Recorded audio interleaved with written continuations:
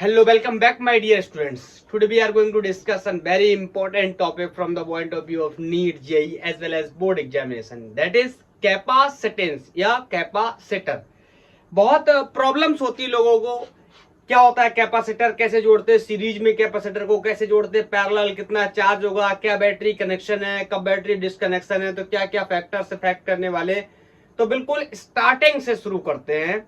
क्या होता है कैपेसिटेंस या कैपेसिटर, इसको समझने की कोशिश करते हैं और इस सीरीज में कैपेसिटर की पूरी पढ़ाई को कंटिन्यू करेंगे. आज पहला लेक्चर है कैपेसिटर का, तो थोड़ा इंट्रोडक्शन भी होने वाला है. क्लियर. तो पहले हेडिंग लगा लेंगे electrical capacitance of conductors. Electrical capacitance of conductors. पहले तो सबसे हमें यह समझना होगा कि जो कैपेसिटेंस की प्रॉपर्टी होती है वो किसकी होती है, कंडक्टर्स की होती है. एक्चुअली में कैपेसिटेंस होता क्या है. कैपेसिटेंस सिंपली जो मेटल या जो कंडक्टर होते हैं वो कितना चार्ज होल्ड कर सकते हैं. The ability to hold the charge is called capacitance. तो मैं आपको अगर एक्सप्लेन करने की कोशिश करूं तो हम बोल सकते हैं the ability to hold the charge. Charge को होल्ड करने की एबिलिटी को हम लोग कंडक्टेंस के नाम कैपेसिटेंस के नाम से जानते हैं. मेरी बात को ध्यान से सुनना. देखो, अगर मैं आपसे ये बोलूं कि किसी सिस्टम के ऊपर चार्ज बढ़ेगा या किसी ऑब्जेक्ट के ऊपर चार्ज बढ़ेगा तो उसका पोटेंशियल बढ़ेगा. शायद ये बात आपको अभी समझने में थोड़ी सी प्रॉब्लम कर रही है, लेकिन हम पोटेंशियल की पूरी पढ़ाई कर चुके हैं. मेरे को एक क्वेश्चन का आंसर देना. किसी जगह पर किसी पॉइंट चार्ज की वजह से मैंने पोटेंशियल की वैल्यू पढ़ रखी है KQ/R. Is this clear. Point charge की वजह से R डिस्टेंस पे पोटेंशियल की वैल्यू KQ/R होती है. तो मैं आपसे पूछूं अगर चार्ज बढ़ेगा तो बोलो पोटेंशियल भी बढ़ेगा. Is this clear. Directly proportional है. तो यही बात मैं यहां पे बोलना चाहता हूं. When charge on conductor increases, क्या करता है, इंक्रीज करता है, then potential of the conductor is also increases. Potential भी क्या करता है, इंक्रीज करता है. बहुत ही बेसिक से स्टार्ट कर रहे हैं, बिल्कुल जीरो से. क्लियर. पोटेंशियल भी इंक्रीज करता है. इसका मतलब मैं एक बात बोल सकता हूं कि charge is directly proportional to the potential.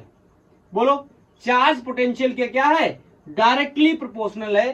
किसी भी कंडक्टर के ऊपर, अभी मैं ऐसा नहीं बोल रहा कि किसी भी कंडक्टर प्लेट के ऊपर, it means I am not talking about the specially parallel plate capacitor. हम लोग स्फेरिकल कैपेसिटर या isolated spherical capacitor, cylindrical capacitor, सबके बारे में सीखेंगे. फर्दर हम लोग डिस्कस करेंगे. सबसे इजी और जो कन्वीनियंटली यूजफुल होता है और हमारे सिलेबस में जो वाइडली यूज्ड है, that is parallel plate capacitor. उसकी बात भी करेंगे, लेकिन सबसे पहले हम बेसिक के बारे में डिस्कस करते हैं.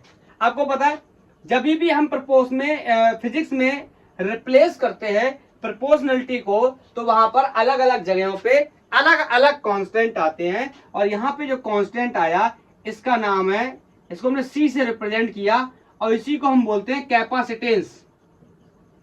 कैपेसिटेंस मतलब C is equal to charge per unit voltage या चार्ज पर यूनिट पोटेंशियल. देखने में तो बहुत ही आसान लग रहा है. C क्या है, कैपेसिटेंस है. किसकी प्रॉपर्टी है, कंडक्टर की प्रॉपर्टी है. मैं आपसे बोलूं क्या क्या क्या कैपेसिटेंस किस किस चीज पे डिपेंड करता है. आप सिंपली यहां पे देखोगे, कहोगे सर किसी भी ऑब्जेक्ट के ऊपर या किसी भी कंडक्टर के ऊपर चार्ज पे डिपेंड करता है. चार्ज के डायरेक्टली प्रोपोर्शनल है और पोटेंशियल के इनवर्सली प्रोपोर्शनल है. ऐसा बिल्कुल भी नहीं होता. याद करो, याद आया, रेसिस्टेंस क्लास 10th में हम पढ़ चुके हैं, R equal to rho L upon A होता था. याद आया. ये तो ड्राइव्ड एक्सप्रेशन था रेजिस्टेंस का। इससे पहले B equal to I R हम लोग पढ़ते हैं, ओम्स लॉ आपने पढ़ा होगा, और आपने पढ़ा होगा potential is directly proportional to current, याद आया। और हमने हटाई थी प्रोपोर्शनलिटी, तो यहाँ पर कांस्टेंट आया था जिसको हमने R, जिसको हमने रेसिस्टेंस नाम दिया था। और हमने वहां पर भी सीखा था कि रेसिस्टेंस क्या है, प्रॉपर्टी ऑफ कंडक्टर है। क्लियर, ये ना वोल्टेज पे डिपेंड करता है ना करंट पे डिपेंड करता है, किस पर डिपेंड करता है, रेसिस्टिविटी पे डिपेंड करता है, लेंथ ऑफ द कंडक्टर पे डिपेंड करता है, and area of cross section of the conductor पे डिपेंड करता है।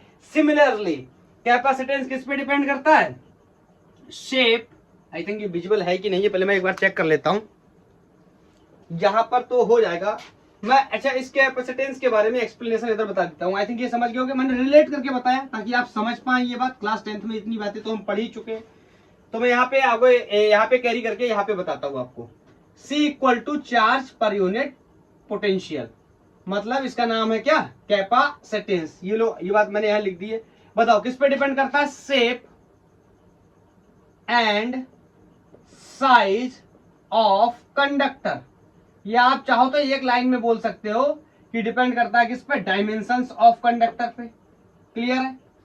ये ऑल्सो डिपेंड करता है कि जो नेचर क्या है, नेचर का मतलब ब्रैकेट में लिख दे रहा हूं, परमिटिविटी ऑफ मीडियम, मतलब नेचर के बाद ब्रैकेट बंद है, nature of surrounding medium, nature of surrounding medium पे डिपेंड करता है। हो सकता है ये बात आपको अभी समझ में ना आ रही हो, कोई बात नहीं। ये वाली बात जब कैपेसिटेंस का एक्सप्रेशन ड्राइव करेंगे ना हम, तब आपको समझ आ जाएगी।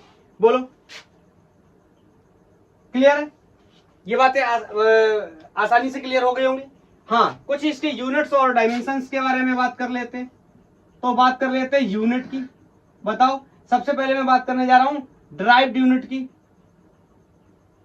ड्राइव्ड यूनिट क्या होता है, ड्राइव्ड यूनिट आपको पता है, जो हम ड्राइव करके निकालते। तो यहां से देखो, चार्ज के लिए क्या यूज करेंगे, बोलो बोलो बोलो, कूलम्ब, बोलो बोलो। और पोटेंशियल के लिए क्या यूज करते हैं, वोल्ट। तो ये किसका यूनिट हो गया, कैपेसिटेंस का यूनिट हो गया, बोलो। लेकिन हम ये ड्राइव्ड यूनिट जनरली यूज नहीं करते, इसका SI unit sir Michael Faraday के नाम पे फैराड होता है, या फैराड भी बोलते हैं कुछ लोग, फैराड होता है। इसे हम कैपिटल एफ से डिनोट करते हैं। तो एक बेसिक सवाल हो सकता है कि 1 फैराड कितना होगा, तो 1 farad will be equal to 1 coulomb per 1 volt. Is this clear, 1 farad will be equal to 1 coulomb per volt. Is it visible, yes clear है। बोलो, अभी तक यहां इतने में कोई डाउट नहीं होना चाहिए। बोलो, ये छोटी छोटी बातें। ये जो 1 फैराड है ना, ये बहुत ही बड़ा कैपेसिटेंस है, बहुत ही बड़ा कैपेसिटेंस है। तो इसके कुछ ये हटा रहा हूं, ये तो मैंने यहां से स्टार्ट किया अपना बेस बना करके, ताकि आप मैं आपको समझा पाऊं। बोलो, तो इसके कुछ सब यूनिट्स भी होते हैं, जैसे मिली फैराड मतलब 10 टू द पावर -3 फैराड। बोलो, microfarad means 10 to the power -6 farad. Nanofarad means 10 to the power -9 farad. तो राइटिंग थोड़ा सा आप मैं बोला करूँ ना, उस पर थोड़ा सा ध्यान दे लिया करो, लिख नहीं पाता मैं उतना अच्छा, ठीक है। नैनोफैराड या पिकोफैराड,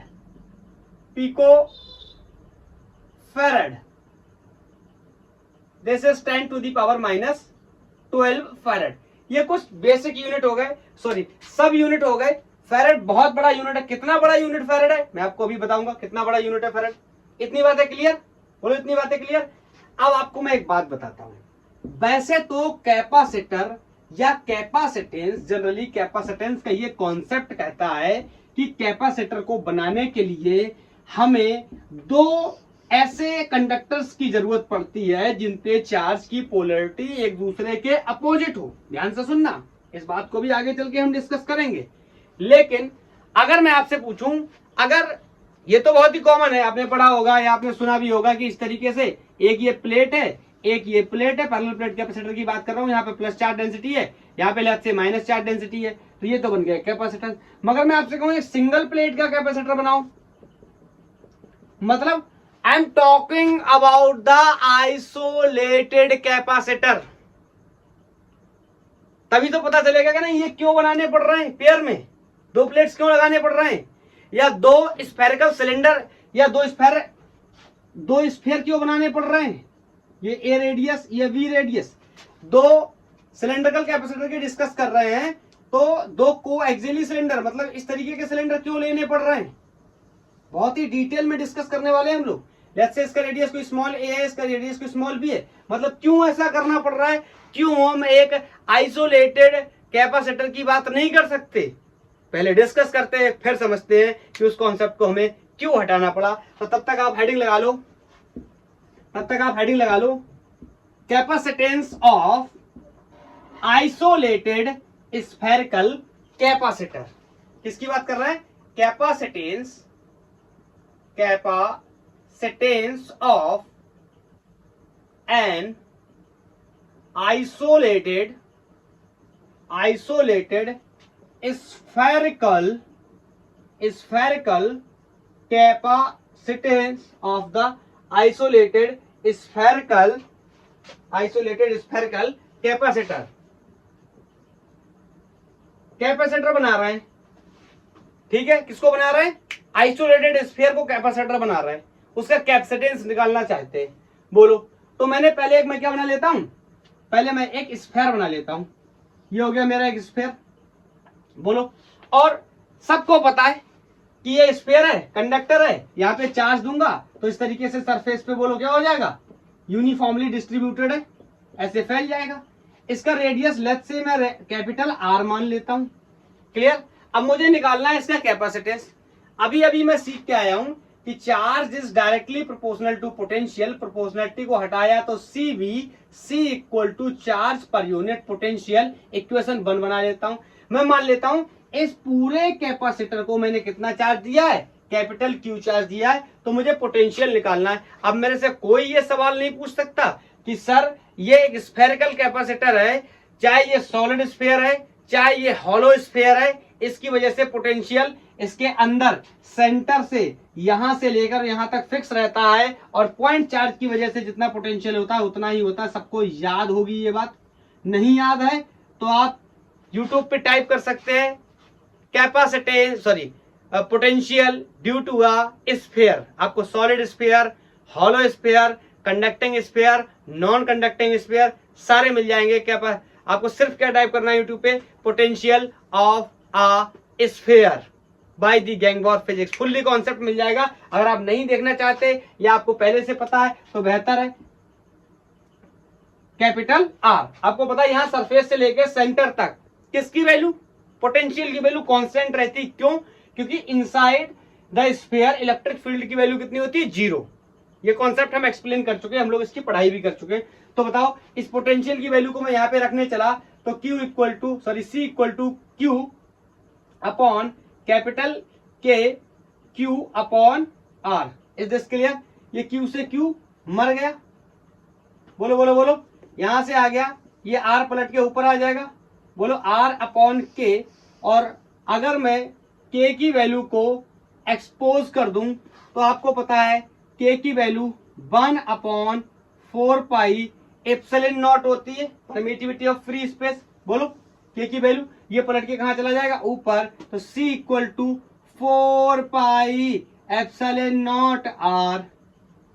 अभी मैंने आपको थोड़ी देर पहले बताया कि किसी भी कंडक्टर का या कैपेसिटर का कैपेसिटेंस किस पे डिपेंड करता है, सराउंडिंग मीडियम पे डिपेंड करता है या फिर उसकी परमिटिविटी पे डिपेंड करता है। यहाँ पे क्लियर दिखाई दे रहा है।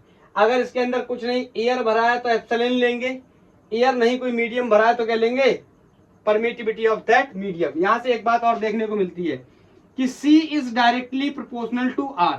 मतलब ये जो स्फेरिकल कैपेसिटर है ये कौन सा है, ये सॉलिड, मैं लिख देता हूं यहां पे, ये सॉलिड भी हो सकता है, ये हॉलो भी हो सकता है। क्लियर? सॉलिड या हॉलो कैसे? कंडक्टिंग, सॉलिड या हॉलो कंडक्टिंग। क्लियर? मैंने बना लिया। अब मुझे यहां से पता चला कि इसका जो कैपेसिटेंस है इसके रेडियस के डायरेक्टली प्रोपोर्शनल है। इसका मतलब जितना बड़ा रेडियस होगा इसका स्फीयर का, आइसोलेटेड स्फीयर की बात करें, जितना बड़ा रेडियस होगा उतना ही ज्यादा इसका क्या होगा, कैपेसिटेंस। मैंने अभी अभी थोड़ी देर पहले आपसे एक बात बोली थी कि 1 फैरेड एक बहुत बड़ी यूनिट है कैपेसिटर की। क्यों है मैंने बोला था इसको आगे एक्सप्लेन करेंगे, अब समझते हैं इसको। ठीक है, ये बात आपको समझ आ गई, आपने नोट कर ली? Okay, 1 2 3 noted. मैं यहां पे आपको कुछ बताने की कोशिश करता हूं। ये तो मुझे क्लियर समझ आ गया कि C is directly proportional to R। यहां पे देखना C is equal to 4 pi epsilon naught R। Everybody knows 1 upon 4 pi epsilon naught की value 9 into 10 to the power 9 होती है। अरे यही तो K की वैल्यू होती है। तो अगर मैं आपसे इसको उल्टा कर दूं, मतलब यहाँ पे क्या 4 पाई एप्सिलॉन नॉट है, तो बताओ मैं यहाँ पे बोल दूं आपसे कि इसको डिवाइड में लगा दूं, C upon 4 pi epsilon naught will be equal to R। ध्यान से सुनना, ये क्या है, कैपेसिटेंस। मैं इसको बोल दूं लेट्स से ये 1 फैराड हो गया। ठीक है, 1 फैराड के बारे में डिस्कस करना चाहते हैं। और बताओ यहाँ कितना होगा, 1 upon 4 pi epsilon not. 1 upon 4 pi epsilon naught की वैल्यू कितनी होती है, 9 इंटू 10 टू दी पावर 9। ये हो गया 9 into 10 to the power 9 is equal to R। R क्या है, रेडियस। अब देखो ये तो 1 फैराड है, आप देखो सारे यूनिट रखोगे ऐसा ही मैं रखूंगा। ये पता है डिस्टेंस है किसमें आ जाएगा, मीटर में। यहाँ फैराड रखा है, इसका भी अपना कुछ यूनिट होता है, हमें सब पता है क्या यूनिट होता है। यूनिट के बारे में अभी हम ज्यादा डिस्कस नहीं कर रहे। हाँ, डायमेंशन बताना मैं भूल गया, अभी निकाल देंगे, चलो कोई बात नहीं, डायमेंशन अभी निकाल लेंगे। तो बताओ यहां से R की वैल्यू आ गई 9 into 10 to the power 9 metre. अब ये मत बोलने लगना सर यहाँ तो फैराड है, इसका भी तो कोई यूनिट होगा तो वो इसके साथ कैंसिल आउट हो जाएगा। क्लियर है, आप सॉल्व करके देख लेना। तो 9 into 10 to the power 9 metre. आपको पता है, मेरी बात सुनना ध्यान से, रेडियस ऑफ अर्थ आपको पता कितना होता है, radius of earth, radius of अर्थ, हम जिस ग्रह पे रहते हैं, पृथ्वी पे रहते हैं, इसका रेडियस आपको पता कितना होता है, रेडियस ऑफ अर्थ अप्रोक्स होता है 6 into 10 to the power 3 metre. 6 into 10 to the power 3 metre किसकी वैल्यू होती है, रेडियस ऑफ अर्थ की वैल्यू होती है। एक मिस्टेक है, मीटर नहीं किलोमीटर, किलोमीटर। और आप चाहो तो इसको मीटर में भी कन्वर्ट कर सकते हो। तो आप यहाँ पे देखो मीटर में कन्वर्ट करोगे तो 1000 और बढ़ जाएंगे, मतलब 10 टू दी पावर 3 और बढ़ जाएगा, तो कितना हो जाएगा, 10 टू दी पावर 6 मान लो, 10 टू दी पावर 6 हो जाएगा अगर आप मीटर्स में कन्वर्ट करना चाहते हो। अरे कुछ समझ आया कि नहीं आया? और ये वैल्यू कितनी आ रही, 9 इंटू 10 टू दी पावर 9। अगर ये आगे वाले नंबर्स को मैं इग्नोर भी कर दूं, पावर्स में सिर्फ ध्यान रखूं, तो ये 10 टू दी पावर 6 है, ये 9 है, मतलब तो भी तो लगभग लगभग लगभग लगभग कितना अंतर आ रहा है, लगभग 1500 गुना का अंतर आ रहा है। 1500 गुना का अंतर, 1500 टाइम्स ये बड़ा है इसके कंपैरिजन में। आप सॉल्व आउट करोगे तो पता चलेगा। मतलब अगर 1 फैराड कैपेसिटी का कैपेसिटेंस बनाना है, 1 फैराड कैपेसिटी का कैपेसिटर बनाना है, इंपॉर्टेंट, पूरी बात ध्यान से सुनना, आधा अधूरा सुन के कहीं किसी से कहने मत लगना।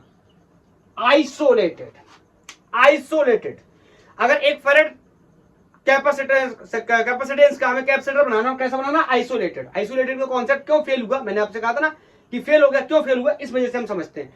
मतलब 1 फैराड कैपेसिटेंस की कैपेसिटी वाला कैपेसिटर बनाने के लिए हमें इतनी बड़े रेडियस की आवश्यकता होगी, जो कि अर्थ की रेडियस से लगभग 1500 गुना ज्यादा है। अरे दैया, इसका क्या मतलब हो गया, आगे बता रहा हूं, समझना। इसका मतलब हो गया, मैं कह सकता हूं radius of sphere is approx 1500 times to the radius of earth, radius of earth. मैं तुमसे पूछूं बना लोगे ऐसा कैपेसिटर? आप कहोगे ना अपने बस की बात नहीं है। यही मैं भी कह रहा हूं। मतलब इतनी बड़ी कैपेसिटेंस का कैपेसिटर बनाना, वो भी कैसा, आइसोलेटेड, इज नॉट पॉसिबल। मतलब हम लोग ये बात कह सकते हैं कि इट इज नॉट पॉसिबल। आगे लिख दे रहा हूं मैं, it is not possible to have क्या, सच अ, बोलो क्या, इतना बड़ा isolated, to have a single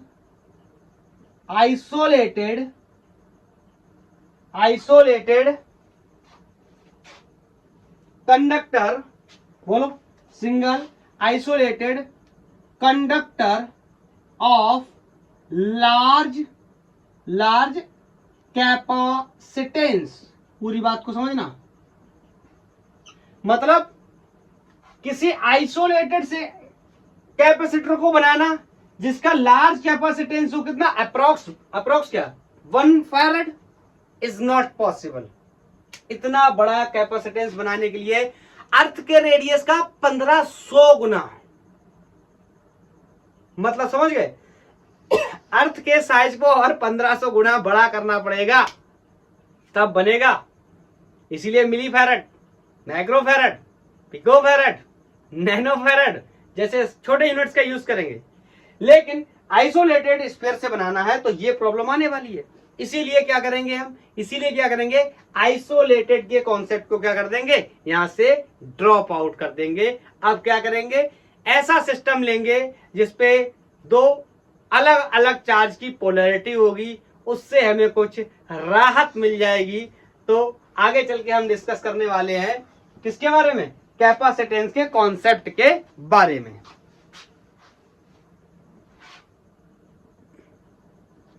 अब ये स्फेरिकल कैपेसिटर था ना, इसी का कैपेसिटेंस फिर से निकालने जा रहे। अरे ये बहुत ही इंपॉर्टेंट है, ये क्वेश्चन पूछे जाते हैं एग्जाम्स में कि स्फेरिकल आइसोलेटेड कैपेसिटर का कैपेसिटेंस कितना होता है, तो हमें पता होना चाहिए C = 4 pi epsilon naught R। किस पे डिपेंड कर रहा है, रेडियस पे। कोई स्टोरी मत समझ लेना कि स्टोरी समझ के इसको भूल जाओ, अरे ये तो सर ने इंट्रोडक्शन में बताया था, इसको तो भूल जाऊंगा तो भी कोई दिक्कत नहीं है, मुझे तो वो देखना है 2 प्लेट वाला कैपेसिटर ढूंढना है। ये भी आता है एग्जाम में, अगर गुगली फेंकनी होगी तो यही सब पूछेगा। क्लियर है? अब मैं क्या करने जा रहा हूं, कैपेसिटेंस निकालने जा रहा हूं किसका, स्फेरिकल कैपेसिटर का। आप कहोगे सर अभी भी तो निकाला था ना, वो आइसोलेटेड था, अब की आइसोलेटेड नहीं है। बोलो मैं क्या हेडिंग लगाऊं,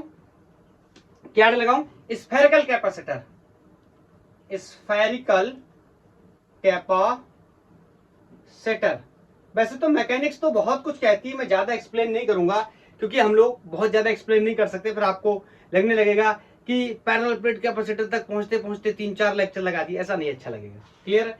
स्फेरिकल कैपेसिटर तो मतलब मैं बोल सकता हूं इट कंसिस्ट ऑफ टू क्या बोलेंगे, 2 शेल टाइप से बोल देंगे, 2 कॉन्सेंट्रिक बोले सबसे बेहतर रहेगा, concentric spherical to concentric spheres, 2 concentric spheres. ठीक है, इसमें कितने स्फीयर्स होंगे, 2 स्फीयर होंगे, बोलो, या स्फेरिकल सेल्स बोलते हैं तो भी एक ही बात है, स्फेरिकल सेल्स एक ही बात होती, spherical shells of inner and outer radius. अरे आपको पता है जब स्फेरिकल सेल्स होंगे तो ऑफ कोर्स 2 रेडियस होने वाली, समझो मैं बनाता हूं यहां पे। ये एक मैंने कैपेसिटर की इनर सेल ले ली, एक आउटर सेल ले ली, इस सेंटर से यहां तक की डिस्टेंस लेफ्ट से कोई ए है, इसका रेडियस ए बोल दिया, इसका रेडियस कोई स्मॉल बी बोल दिया, इसका रेडियस स्मॉल ए बोल दिया। अब कैपेसिटेंस का कॉन्सेप्ट क्या कहता है, ध्यान से सुनना। पोलराइजेशन के बारे में सुना, अगर इस पे पॉजिटिव चार्ज है, इस प्लेट पे यहां पे पॉजिटिव चार्ज है, बोलो, तो यहां इंडक्शन होके माइनस चार्ज क्रिएट हो जाएगा, बोलो। या उल्टा भी कर सकते हैं, अगर यहां सेंटर पे पॉजिटिव चार्ज देंगे तो यहां नेगेटिव क्रिएट हो जाएगा, यहां नेगेटिव तो ऊपर पॉजिटिव क्रिएट हो जाएगा, बोलो, क्लियर है। अब मेरे को फिर से क्या करना है, आपको पता है मेरे को निकालना है इसका क्या, capacitance. Is very easy for us, Q is directly proportional to B, तो Q इक्वल टू CB, तो Q इक्वल टू CB, इसका मतलब C equal to Q upon B। मैंने मान लिया इस पूरे स्फेरिकल सेल के ऊपर, या जो दो दो रेडियस के कैपेसिटर हैं इनको मैंने कितना चार्ज दिया है, कैपिटल Q चार्ज दिया है, बस पोटेंशियल की वैल्यू निकाल के रख दूं तो मेरा आंसर आ जाएगा। फिर से फंस गए, फिर से सर वहीं आ गए, फिर से यूट्यूब पे टाइप करना पड़ेगा potential by sphere, sorry potential due to sphere by Gangbor physics. आप वहां पे जाके सीख सकते हैं इसका पोटेंशियल कैसे निकाला जाता है। थोड़ा बहुत मैं आपको हिंट करके बताऊं, चलो बताता हूं, निकाल के लाता हूं। अब समझने की कोशिश करना, यहां पर ये सोचकर पढ़ने मत आ जाना कि मेरा इलेक्ट्रोस्टैटिक्स से कोई लेना देना नहीं है, मेरा इलेक्ट्रिक पोटेंशियल से कोई लेना देना नहीं है। मैं उन लोगों को ये बात आज क्लियर कर देता हूं, ये पूरी इंट्रीग्रेटेड स्टडी है, सब जुड़ा हुआ है क्लास 12th। फर्स्ट बुक का पहला लेक्चर भी कनेक्ट करेगा फर्स्ट बुक के लास्ट चैप्टर के साथ, तो पूरी इंटीग्रेटेड स्टडी है, सब जुड़ा हुआ है। ये मैकेनिक्स के जैसा नहीं है, या और रे ऑप्टिक्स का जैसा नहीं है कि रे ऑप्टिक्स खत्म तो फिर रे से कोई मतलब नहीं है। यहाँ पे बहुत सारा मतलब रहने वाला है। बोलो, मुझे एक रिलेशन पता है, क्या पता है सर आपको, मुझे भी बताना।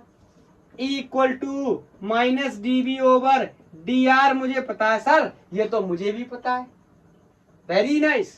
तो मैं कह सकता हूं V इक्वल टू या DV equal to minus times of E vector dot DR vector. Sir ये वेक्टर क्यों लगा दिया, एवरीबॉडी नोस टू वेक्टर्स का डॉट प्रोडक्ट किसके बराबर होता है, स्केलर क्वांटिटी के बराबर होता है, and potential is a scalar quantity, everybody knows. बोलो, अब मैं डायमेंशन निकालने भूल ही गया कैपेसिटेंस की, तो होमवर्क में आपके लिए सवाल है, मेरे को डायमेंशन बताओ कितना होगा, ठीक है। अब मैं निकालने जा रहा हूं क्या, इसका पोटेंशियल। बोलो, तो पहले तो मुझे इलेक्ट्रिक फील्ड की वैल्यू लिखनी पड़ेगी।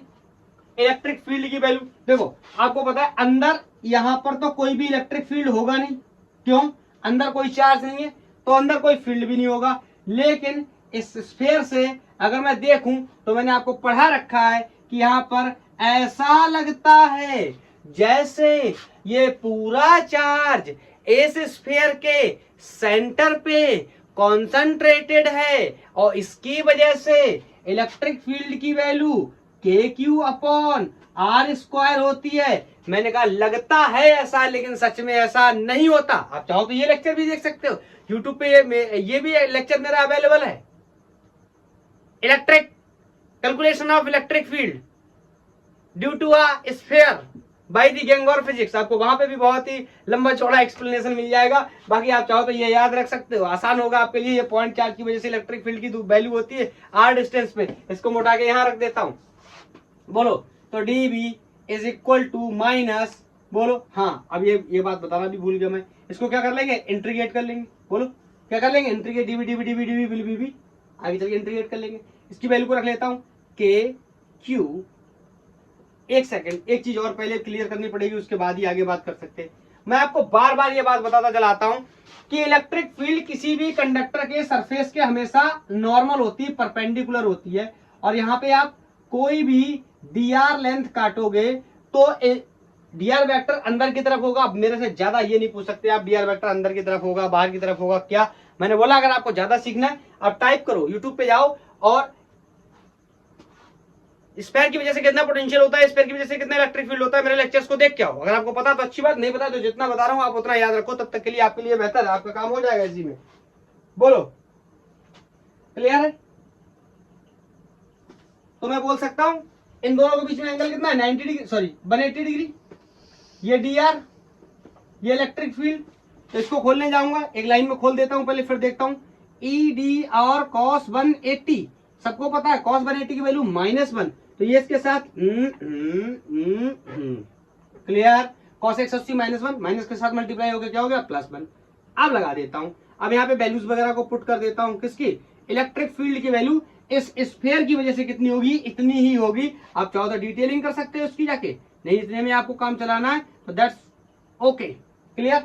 अब बताओ जो जो कांस्टेंट है हम उनको क्या कर लेते, बाहर कर लेते। यहाँ पे मेरे को दिख रहा है क्लियरली क्या कांस्टेंट है, के कांस्टेंट है, और चार्ज भी जितना मैंने इसको दे रखा वो क्या है कांस्टेंट। सर 1/r भी कांस्टेंट है, ना ना ना ना, यहां से यहां तक की दूरी a है, यहां से यहां तक की दूरी b है, कई बार चार्ज अंदर है कई बार नहीं है, तो ये कांस्टेंट नहीं हो सकता, ये क्या है variable 1/r with respect to dr। बहुत ही बार मैंने आपको सिखाया इसका इंटीग्रेशन कैसे होता है, लेकिन फिर से बताऊंगा एक बार। बोलो dv dv dv dv will be v k q। बोलो 1/r को मैं लिख सकता हूं क्या, r⁻² -2dr। लिमिट लगा लो सर, लिमिट लगा लो, बहुत दिख रहा है, क्लियर दिख रहा है। कहां से जाऊंगा, a से जाऊंगा, कहां तक जाऊंगा b तक, तो लोअर लिमिट a लगा लेता हूं, अपर लिमिट b लगा लेता हूं। ये डिस्टेंस का वेरिएशन a से b तक है, तो यहाँ b = k q। बताओ r² r⁻² का इंटीग्रेशन कैसे होगा, बहुत बार बता चुका हूं, फिर से एक बार बता देता हूं। ये देखो x⁻n का इंटीग्रेशन मैंने बार बार बताया है, पार में एक ऐड करना है, रिमेनिंग पार को डिवाइड करना है। तो बोलो अगर x⁻² है तो इसका इंटीग्रेट करने जाऊंगा तो इस पावर में क्या करूंगा, एक ऐड करूंगा। Let me check about the visibility, is it visible. Oh ये तो नहीं दिख रहा, तो यहाँ पे बताता हूँ।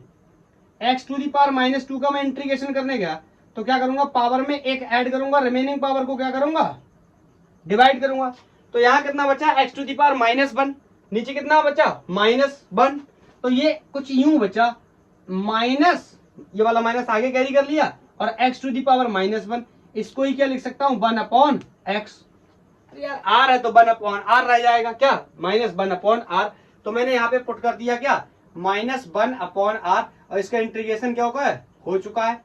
लिमिट डाल देता हूं कहां से, b से a से b तक, और लिमिट कैसे रखे जाते हैं आपको ये बात बहुत ही बेहतर तरीके से पता है। बोलो अपर लिमिट पहले इसकी जगह तो -1/b, r की जगह कितना रख दिया b, अपर लिमिट, माइनस का साइन लगाया, माइनस का साइन इसकी वजह से लगाया तो ये प्लस हो गया, +1/ बोलो a। Is this clear, is this clear. अब ऐसा लिखा हुआ अच्छा नहीं लग रहा है तो ये माइनस वाले को पीछे कर लेते हैं हम लोग, तो यहाँ पे क्या कर लेता हूँ b, और प्लस वाले को आगे कर लेता हूँ। समझ गए ना, नहीं तो एक बार और बैक कर लो 10 सेकंड के लिए, फिर से देख लो मैंने क्या बताया था, क्लियर।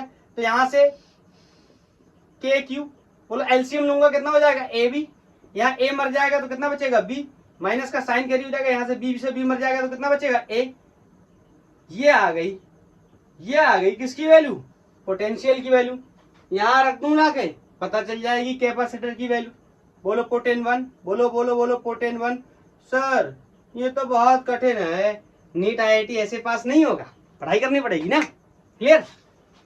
सर मुझे तो आसान पढ़ना है, कोई बात नहीं, पैरेलल प्लेट कैपेसिटर आएगा तब पढ़ाई करना, आसान वो भी नहीं है। लेकिन अगर आप कैपेसिटेंस के कैपेसिटर के कॉन्सेप्ट को रियली में समझना चाहते हैं ना, Q = CB को याद नहीं करना चाहते, सच में समझना चाहते कैपेसिटेंस कैसे हम कैलकुलेट करते हैं, तो यही सारी प्रोसेस है, इन्हीं के थ्रू आप सीख पाएंगे। तो मैंने यहाँ पे रख दिया C = Q/B की वैल्यू कितनी है, K Q B - A AB। Q से Q मर गया, ये पलट के ऊपर चला जाएगा। C = बोलो इसकी वैल्यू रखूंगा 1/4πε0, 4πε0 ये पलट के ऊपर चला जाएगा, ये कितना आ जाएगा 4πε0 AB/B - A। This is the value of capacitance due to a spherical capacitor। Isolated नहीं है, अब आइसोलेटेड की कोई बात नहीं करेंगे, आइसोलेटेड का एक निकाला फेल कर गया, इतना बड़ा रेडियस इतना बड़ा सिस्टम हम सेटअप नहीं कर पाएंगे। दैट्स व्हाई हम लोग क्या कर रहे हैं। मुझे बीच में एक चीज और बतानी चाहिए थी कि कैपेसिटेंस का क्या कॉन्सेप्ट होता है, मुझे वहां पे पोलराइजेशन के बारे में बताना चाहिए था, इंडक्शन के बारे में बताना चाहिए था कि चार्ज कैसे इंड्यूस होता है। ये बहुत ही बेसिक बात है, इसलिए मैंने इसको ड्रॉप कर दिया और मैंने मान के चला है कि आप इतना जानते हैं कि अगर मैं यहाँ कोई चार्ज क्यू रख दूं तो यहाँ इंडक्शन हो जाएगा। या आप समझो यहाँ मैंने माइनस क्यू चार्ज रख दिया, ऐसे समझो, अब तो समझ लो, माइनस क्यू रख दिया तो बताओ यहाँ इंड्यूस हो जाएगा कैसा, प्लस चार्ज। यहाँ कैसा चार्ज हो गया, प्लस चार्ज। और यहाँ अगर प्लस चार्ज है तो आउटर सरफेस पे कैसा हो जाएगा, माइनस चार्ज। अगर आप यहाँ प्लस चार्ज रख दोगे तो यहाँ सब पे इंड्यूस हो जाएगा कैसा, माइनस चार्ज। अगर यहाँ इंड्यूस हो जाएगा इनर सरफेस पे माइनस, तो आउटर सरफेस पे कैसा, कैसा, पॉजिटिव। हमें एक तो चाहिए ना, दो ऐसे सरफेसेस चाहिए जिनपे अपोजिट पोलैरिटी के चार्जेस हों, तो हमने ऐसे क्रिएट कर लिए। इनका कैपेसिटेंस निकाल लिया, कितना है, इतना 4 pi epsilon not AB upon B minus A is the value of spherical capacitance. ये क्या है, स्फेरिकल कैपेसिटेंस। सर बहुत कठिन है, बिल्कुल कठिन नहीं है। लेक्चर की डेप्थ को समझने की कोशिश करो, बहुत ही आसान लगने वाला है। अगर आप रटने की कोशिश करोगे तो बिल्कुल कठिन लगेगा। मैं बार बार क्या करता हूँ, Q इक्वल टू C भी आप भी तो यही करते हैं, मैं भी तो यही कर रहा हूँ। बस मैं इस पोटेंशियल की वैल्यू को अलग अलग निकाल के ला रहा हूँ। हाँ कठिन लगेगा आपको, अगर आप नहीं जानते पोटेंशियल के कॉन्सेप्ट के बारे में। मेरे भाई 8 लेक्चर कर चुका हूं मैं पोटेंशियल के रिगार्डिंग ही, 8 लेक्चर किए हुए हैं हमने। आप जाके एक एक लेक्चर को बारीकी से देखो, अच्छे से पढ़ाई करो, अगर कठिन लग जाए लौट के आके मुझे बताना। क्लियर? तो सर चलो कोई बात नहीं, आपकी बात मान लेता हूं, थोड़ा थोड़ा मजा तो आ रहा है। अब क्या करूंगा, स्फेरिकल की वजह से आपने निकाल लिया, सर सिलेंड्रिकल की वजह से निकालो, फिर निकालेंगे पैरेलल प्लेट की वजह से बाद में। ओके चलो आपकी बात मान लेता हूं, निकालने चला। लगा लो हेडिंग, क्या, सिलेंड्रिकल कैपेसिटर। Cylindrical capacitor. अब बताओ कैसे सिलेंडर लूंगा, ऑफ कोर्स ऐसा सिलेंडर लूंगा जो दो सिलेंडर हो, कोएक्सियल सिलेंडर हो। बोलो, एक सिलेंडर का रेडियस छोटे वाले अंदर वाले का A मान लूंगा, बाहर वाले का B मान लूंगा। बोलो, दोनों पे चार्ज का पोलराइजेशन हो जाएगा, चार्ज का इंडक्शन हो जाएगा, दोनों पे अलग अलग पोलैरिटी के चार्ज पैदा हो जाएंगे। Cylindrical capacitor. तो बना दूं क्या, बना दूं सिलेंडर। तो देखो ये अंदर वाला सरफेस बना लिया मैंने,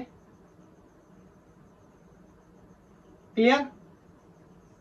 और ओहो सर, इतना वाहियात सिलेंडर, इतना गंदा सिलेंडर सर, आपको तो पता ही है मेरी ड्राइंग के बारे में, एवरीबॉडी नोज मैं कितना बड़ा आर्टिस्ट हूं, कितनी अच्छी ड्राइंग बना लेता हूं।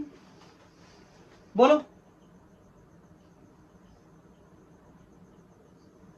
अरे सर अब आया ना मजा, क्या मस्त बनाया है। हाँ बोलो, ये दो सिलेंडर है। कैसे सिलेंडर, वैसे जैसे अभी हम लोगों ने बात करी,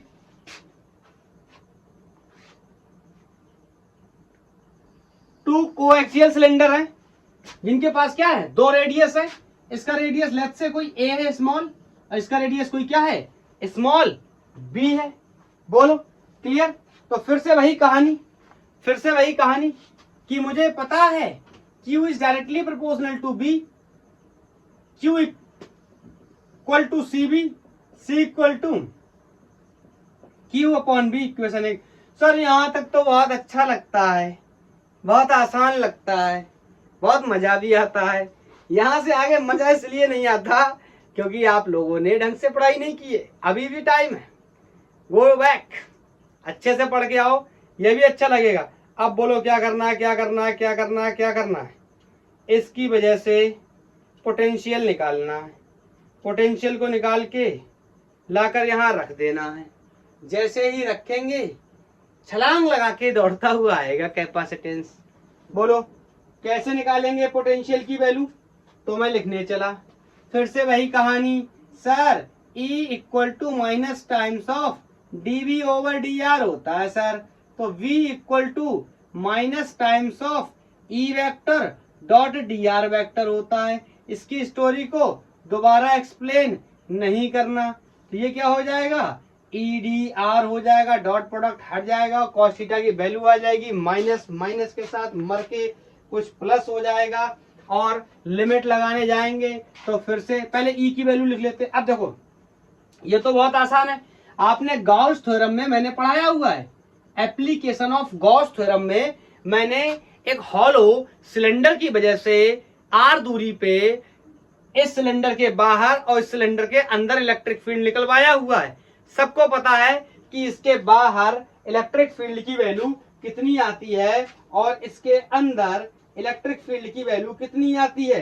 तो मैं लिखने चला इसके बाहर, अच्छा पोलैरिटी बना दूं, चार्ज की पोलैरिटी, लो लो लो लो लो लो, ये बन गई पोलैरिटी, ये बन गई, ये बन गई। सर इस पे माइनस चार्ज ले लो, ओके। सर इस पे प्लस चार्ज ले लो, ओके। ये बन गई पोलैरिटी, ये बन गई पोलैरिटी, ये बन गई पोलैरिटी। बोलो अब मैंने पॉइंट यहाँ कहीं ले लिया, यहाँ कहीं ले लिया, यहाँ से लेट से मान लो यहाँ कहीं ले लिया कोई पॉइंट, ये डिस्टेंस लेट से कोई आर डिस्टेंस है, वेरिएबल है जो ए के बाहर और बी के कहाँ है, अंदर। अगर आपको पता आप यहाँ लेने जाओगे इलेक्ट्रिक फील्ड जीरो हो जाएगा क्योंकि अंदर कोई भी चार्ज नहीं है। ये कॉन्सेप्ट में पता है गॉस थ्योरम की हेल्प से। Close integral of E dot DS will be equal to enclose charge per unit epsilon naught. अगर अंदर कोई चार्ज नहीं है तो अंदर कोई फील्ड नहीं बनेगा, ना अंदर कोई फ्लक्स बनेगा। हम ये बात कर चुके हैं। अगर यहाँ कहीं बीच में रख दिया जाए तो यहाँ से क्या करेंगे, गॉसियन सरफेस बनाएंगे, सब कुछ करेंगे, आपको पता होगा। या फिर डायरेक्ट मैं इसका रिजल्ट लिख देता हूं, lambda upon 2 pi epsilon naught R, ये होती है value electric field due to a infinity long cylinder की वजह से इलेक्ट्रिक फील्ड की ये वैल्यू होती है। ठीक है, अगर आप चाहो तो और डिटेल डिस्कशन भी कर सकते हो, आप मेरा लेक्चर देख सकते हो application of Gauss theorem, Gauss law के एप्लीकेशन में मैंने बताया हुआ है, वहां पे आप चाहो तो जाके यूट्यूब पे टाइप कर सकते हो एप्लीकेशन ऑफ गॉस थ्योरम, या आप कह सकते हो calculation of electric field due to a hollow infinite cylinder by the help of Gauss theorem by the Gangbor physics. आपको लेक्चर मिल जाएगा, ये कैसे आया है आपको ये भी पता चल जाएगा। अगर आपको पता है तो मैं यहाँ रख देता हूँ। सर पता तो मुझे भी है, मैंने भी पढ़ाई की हुई है, बहुत ही अच्छी बात है।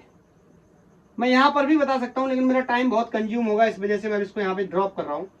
जो कांस्टेंट उनको बाहर निकाल लेते हैं। आपको पता है लैम्डा क्या है, कांस्टेंट लैम्डा क्या होता है, charge per unit length, density होती है। ऐसे सिग्मा होता है चार्ज पर यूनिट एरिया, ऐसी रो होता है चार्ज पर यूनिट वॉल्यूम, आपको पता होगा।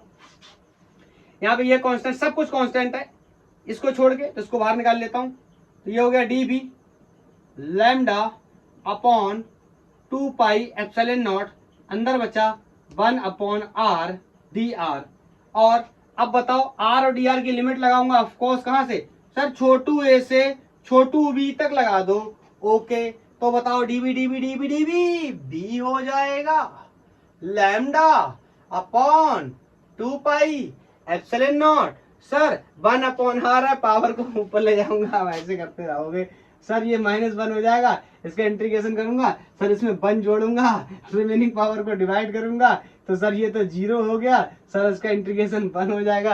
अबे गधे मेरे भाई, ऐसा नहीं होता। Integration of 1 upon R with respect to D R ln r होता है। सर ये कुछ नई नई स्टोरी बार बार बता देते हैं, मेरा दिमाग खराब होता है। ये मैथमेटिकल टूल्स हैं, इनमें मैं क्या कर सकता हूँ। सर मैं तो बायोलॉजी का हूँ, कोई बात नहीं, तू याद कर ले भाई, ये होगा। क्लियर है? तो बताओ 1 upon R with respect to D R, इसका इंटीग्रेशन होता है ln r, limit from A to V. Limit को भी पुट कर देता हूं, lambda upon 2 pi epsilon naught ln upper limit b minus lower limit a। आपको ये पता होगा कि ln b अपॉन a को मैं ln b minus ln a लिख सकता हूं। तो ये लिखा हुआ है ln b minus ln a, इसको मैं लिख सकता हूं क्या, ln b अपॉन a। ये लॉग या ln का एक्सप्रेशन होता है, फॉर्मूला होता है, स्टैंडर्ड है ये। v equal to lambda upon 2 pi epsilon naught, ये हो गया ln b upon ln a। अब ये तो आ गई पोटेंशियल की वैल्यू। इसमें प्रॉब्लम क्या है, इसमें प्रॉब्लम ये यहाँ पे चार्ज है, चार्ज तो मरेगा नहीं क्योंकि लैम्डा है, तो लैम्डा को हटा लेता हूं। सबको पता है कि लैम्डा क्या होता है, चार्ज पर यूनिट लेंथ। बोलो, तो लैम्डा की जगह क्या रख देता हूं, चार्ज पर यूनिट लेंथ। और ये लेंथ कोई क्या हो जाएगी, इस सिलेंडर की लंबाई हो जाएगी।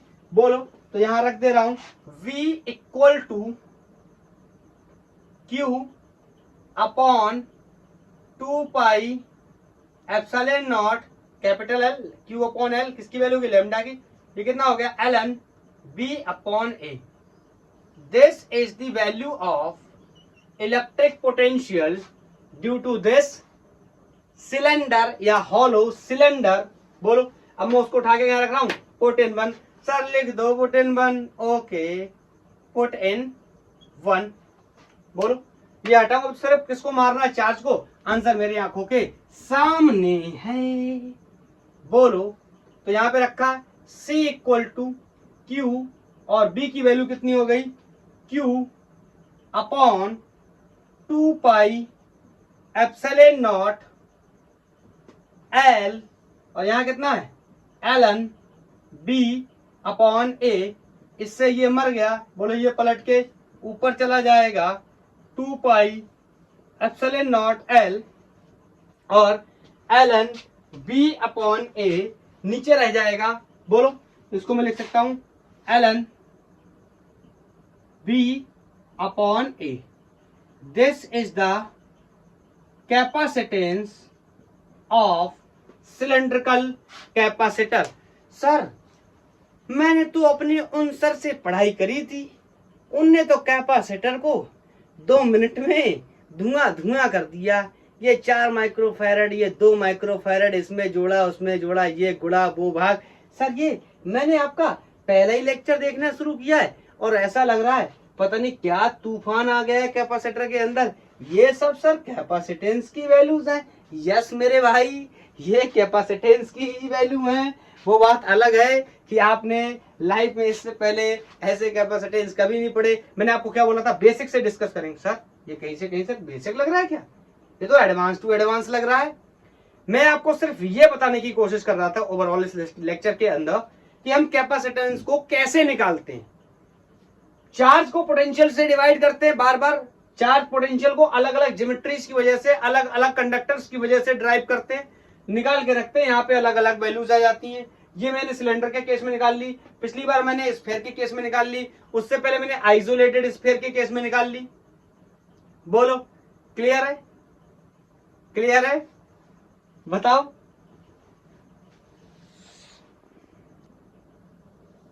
इन कॉन्सेप्ट्स के ऊपर अब 1-2 सवाल लगा लेते हैं, फिर इस लेक्चर को क्या कर देंगे, ऑफ कर देंगे। तो मैं बोर्ड को साफ करके एक क्वेश्चन लिख देता हूं लेक्चर को पॉज करके। ओके, ये क्वेश्चन है, बोल रहा है कि the thickness of air layer between the coating of a spherical capacitor is 2 centimetre. The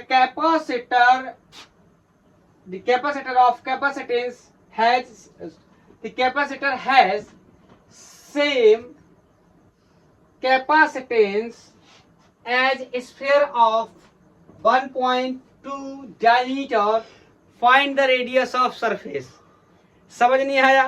actually में ये दोनों ही इस सवाल में दोनों ही जो स्फीयर हैं इनके कैपेसिटेंस की बात कर रहा है। एक आइसोलेटेड स्फीयर की बात कर रहा है और एक स्फेरिकल कैपेसिटर की बात कर रहा है। तो मैं बोल दे रहा हूं सी किसका, स्फेरिकल कैपेसिटर, और सी फॉर आइसोलेटेड कैपेसिटर। आपको पता है इसके लिए वैल्यू कितनी आई थी, बोलो 4 pi epsilon naught A B upon B minus A. कह मत देना, अभी चेक कर लो पीछे खोल के। ये कितना होता था, 4 pi epsilon naught R. Capacitance due to the isolated capacitor कितना था, 4 पाई एप्सिलॉन नॉट आर। ये कितना आया था, 4 pi epsilon naught A B upon B minus A. Question ने कहा है कि दोनों कैपेसिटर की जो कैपेसिटेंस है वो क्या है, सेम है। आप क्वेश्चन को पढ़ो, आपको समझ आ जाएगा। बोलो इनके कैपेसिटेंस क्या है, सेम। यहां से आप देखोगे तो 4 पाई एप्सिलॉन नॉट से 4 पाई एप्सिलॉन नॉट मर गया और यहाँ पे A B upon B minus A किसके बराबर आ गया, आर के बराबर आ गया। और मेरे से क्या पूछा गया है, रेडियस ऑफ सरफेस के बारे में ही बात की गई है। अब मेरे को किसी भी तरीके से बी और ए को टैकल करना है, मेरी बात को ध्यान से सुनो। बोलो क्वेश्चन को पढ़ते हैं फिर से। The thickness of air layer between the 2 coating sphere, मतलब 2 कोटिंग स्फीयर है, मतलब इस तरीके से कोई कोट है और उनकी थिकनेस कितनी है, 2 सेंटीमीटर है, 2 सेंटीमीटर ये क्वेश्चन बोल रहा है। इसका मतलब ये क्या है, ये b माइनस ए की जो वैल्यू दे रखी है यही तो थिकनेस हो गई ना। अरे ये एक सेकेंड, ये हुई थिकनेस, यहां से यहां तक की वैल्यू कितनी है a, यहां से यहां तक की वैल्यू कितनी है b, तो b में से जब मैं a घटा दूंगा तो ये इतना ही तो बचेगा। यही थिकनेस किसके बराबर हो गई, b माइनस ए के बराबर हो गई। बोलो, और रेडियस कितना दिया है, सॉरी डायमीटर कितना दिया है 1.2, तो इसके लिए रेडियस कितना हो जाएगा 0.6 मीटर या 60 सेंटीमीटर। बोलो बोलो बोलो, और रेडियस क्या होगा, रेडियस क्या होगा, डायमीटर का हाफ होता है। और ये जो मल्टीपल प्रोडक्ट है ए बी, बोलो इन दोनों का क्या कर दिया गया, गुणा कर दिया गया, इसका और इसका क्या कर दिया, मल्टीप्लाई कर दिया गया है। तो यही बोलो मैं क्या कर सकता हूँ, यही क्या होगा डायमीटर ए बी, अगर इसको मैं किससे डिवाइड कर दूं 2 से, तो यही किसके बराबर हो जाएगा, बोलो बोलो रेडियस के बराबर। अरे ये मैथमेटिकल कॉन्सेप्ट है यार, इसमें मेरे से मत पूछना चाहता कि ए बी बाई 2 के, ये इसका मल्टीप्लाई कर दिया तो ये क्या बन गया डायमीटर, उसको 2 से डिवाइड कर दिया क्या हो गया रेडियस। मतलब ये भी क्या लिखा हुआ है, एक्चुअली ये भी क्या लिखा हुआ है रेडियस, और ये किसके बराबर है, of course radius, radius radius के बराबर है। बोलो बोलो बोलो, अब यहां से मेरे को क्या पता चल जाएगा, ए बी की वैल्यू पता चल जाएगी, और ए बी की वैल्यू कितनी पता चल गई, आर की वैल्यू 60 है, तो यहां से ए बी की वैल्यू कितनी पता चल गई 120 सेंटीमीटर। अब ध्यान से देखो, ए बी मुझे पता है, बी माइनस ए बी मुझे पता है, क्या क्या क्या क्या सजेशन मिल रहा है, अरे सजेशन सिंपल मिल रहा है, बी प्लस ए। सर ये क्या होता है बताओ, बी प्लस ए का होल स्क्वायर को क्या मैं बी माइनस ए का, ध्यान से देखना, बी माइनस ए का whole square plus 4 times of A B लिख सकता हूं, plus 4 times of A B लिख सकता हूं, बिल्कुल लिख सकता हूं। देखो कैसे, आपको ऐसे समझ आ जाएगा। जब आप b माइनस ए का होल स्क्वायर खोलोगे क्या हो जाएगा, B square plus A square plus 2, sorry B square plus A square minus 2 A B. उसमें मैंने क्या किया है, माइनस 2 ए बी था, यहाँ कैसे होगा प्लस का 4 ए बी, इसमें मैंने क्या किया है ऐड किया है। और बी माइनस ए का बी प्लस ए का होल स्क्वायर क्या हो जाएगा ए स्क्वायर, या B square plus A square plus 2 A B, तो ये 2 ए बी भी आके क्या हो गया इधर ऐड हो गया। बोलो बोलो बोलो, तभी ये कितना हो गया 4 ए बी। तो इसको मैं ऐसा लिख सकता हूँ, आप मैथमेटिकली सॉल्व करोगे ना इन दोनों को, तो ये इसके बराबर ही आने वाला है। इन दोनों को सॉल्व कर लो, इसका स्क्वायर खोल के इसको सॉल्व कर लो, इसके बराबर ही आने वाला है। क्लियर, कैसे, बी स्क्वायर करके दिखाऊं, क्या करके दिखाऊं, चलो एक बार दिखा देता हूँ। बी माइनस ए का होल स्क्वायर क्या हो गया, B square plus A square minus 2 A B, ये आ गया। लेकिन यहाँ पे एक्चुअल में क्या लिखा हुआ है प्लस 4 ए बी, मतलब इधर का जो कंपोनेंट है वो भी इसमें आगे क्या हो जाएगा ऐड हो जाएगा, या इधर वाले को इधर ले जाके क्या कर दूंगा ऐड कर दूंगा, तो 2 ए बी इधर का 2 ए बी इधर का कितना हो जाएगा 4 ए बी। बोलो अरे यार कैसे लोग हो। हाँ अब मेरा काम बन गया, मेरा काम क्या बन गया, बी माइनस ए की वैल्यू मुझे पहले से पता है कितनी है 2, बोलो बोलो बोलो, और ए बी की वैल्यू मुझे पहले से पता है कितनी है 120 सेंटीमीटर। तो b प्लस ए का square equal to B minus A की वैल्यू कितनी 2, उसका स्क्वायर कर दिया कितना हो गया 4 प्लस 4, सब सेंटीमीटर्स में रख रहा हूं तो आंसर भी सेंटीमीटर्स में ही आएगा। तो ये हो गया 12 चौक 48, 480 और 4 जोड़े उसमें तो 484। बोलो, और 484 किसका स्क्वायर होता है 22 का स्क्वायर होता है। बोलो बोलो बोलो, अब यहां से सॉल्व कर लेना, और मैं सिंपली यहाँ पे आपको बता दे रहा हूं कि ए की वैल्यू और बी की वैल्यू कितनी आने वाली है। Find the radius of surface, मतलब यहां से यहां तक की वैल्यू मेरे से पूछी गई थी और यहां से यहां तक की वैल्यू मेरे से पूछी गई थी, दोनों वैल्यूज को मैं अलग अलग लिख देता हूं। ये वैल्यू कोई 10 सेंटीमीटर आएगी और ये वैल्यू कोई 12 सेंटीमीटर आएगी, और यहां से सॉल्व करना आपका काम, ठीक है। आप सॉल्व कर लेना और मुझे बता भी देना इतना ही आया है कि नहीं आया है। Is this clear, is this clear. एक क्वेश्चन और कर लेते हैं, ये नेक्स्ट क्वेश्चन है और ये सीबीएसई 2013 में आया है, बोर्ड में आया वो क्वेश्चन है, सीबीएसई बोर्ड 2013 में आया था। क्या है, बहुत ही आसान क्वेश्चन है। बोल रहा है अ कैपेसिटर, एक कोई अननोन कैपेसिटर है जिसको एक बैटरी के साथ कनेक्ट किया गया है और वो बैटरी 20 वोल्ट की है, क्लियर। उसके बाद बोल रहा है charge store in the capacitor is 360 microcoulomb, okay.